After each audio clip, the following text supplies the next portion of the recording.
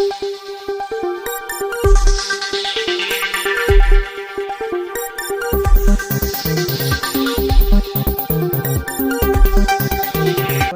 जे आपल्याला आवडतं ते जर आपल्याला करायला मिळालं आयुष्यामध्ये केव्हाही, तर तो फार मोठा, म्हणजे त्याला ब्रह्मानंद म्हटलं जाईल, सगळ्यात मोठा आनंद. आणि ते तुम्ही करताय आज, की जे तुम्हाला त्याच्याबद्दल हे होतं ते. आणि आनंदाचे क्षण आम्ही इथं आल्यानंतर आम्हाला फार हे पाहायला मिळालं. तुमचं जे कार्य आहे फार मोठं आहे हे काम.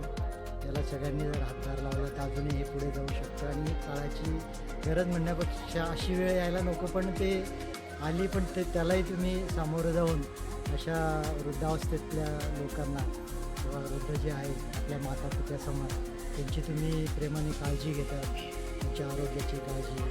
त्यानंतर गायी आहे तिचं भाकर गाई किंवा ज्यांनी सोडून दिलेल्या गायी अशा येईल त्या गायीचंही तुम्ही संगोपन करता. ती फार मोठी गोष्ट आहे. त्याबद्दल तुमचे आणि आपल्या आश्रमाचे फार मोठं म्हणजे कौतुकास्पद आहे, उल्लेखनीय. असं सर्वांनी हे घ्यायला पाहिजे, त्याच्यापासून बोलू नको. जे मिळतं आहे ना त्याच्यामध्ये समाधानी राहायला पाहिजे. कारण तुकाराम महाराजांनी काय म्हटलं, ठेविले अनंते तैसेची राहावे, चित्ती असू द्यावे समाधान. जे आहे वर्तमानात जगा, जे आहे त्याला तोंड द्या आणि आनंद मानत मी पुढे जायला पाहिजे. आणि जे आपल्याकडून जे होत आहे दुसऱ्यांनाही आनंद देण्यासाठी आपण आनंदी राहायचं, पण आपण दुसऱ्यांनाही आनंद दिला पाहिजे. तोच खरा म्हणजे आपल्याला आनंद. त्यातही आपल्याला आनंद मिळतो की दुसऱ्याचं सुख पाहून, दुसऱ्याचा आनंद पाहून जर आपल्याला वाटलं, बरं वाटलं, तर तोही आनंदाचा क्षण आपल्या जीवनामध्ये येतो. दुःखी होण्याचं काही तसं कारण नाही आहे आणि दुःखी व्हायला नाही. सगळ्यात महत्त्वाचा आनंदच असतो. तो कुठल्याही याच्यात मिळतो. आपण फक्त वाट ठरवायची कशातून घ्यायचा आनंद. आणि या स्टेजमध्ये आल्यानंतर किंवा 40शी नंतर सगळ्यांनीच तो शोधायचा, कशात आनंद मिळायचा आणि आपला ठरवून त्या मार्गाने जायचं. तसं या वृद्धाश्रमात पण आल्यानंतर छान वाटलं.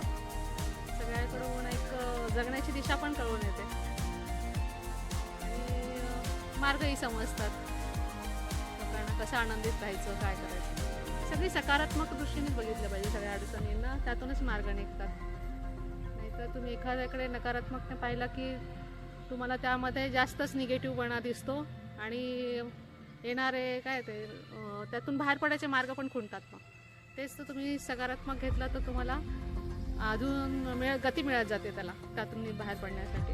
अच्छा, आनंदी राहण्यासाठी अपेक्षा कुठलीच ठेवायची, निरपेक्षपणे प्रेम करायचं सगळ्यांवर, मग आनंद मिळतो. आनंद कशात आहे हा शोधा. शोधलेला आनंद, त्याच्यात आनंदित राहा आणि बाहेरच्या जगापेक्षा आपण खूप आनंदी आहोत हे करून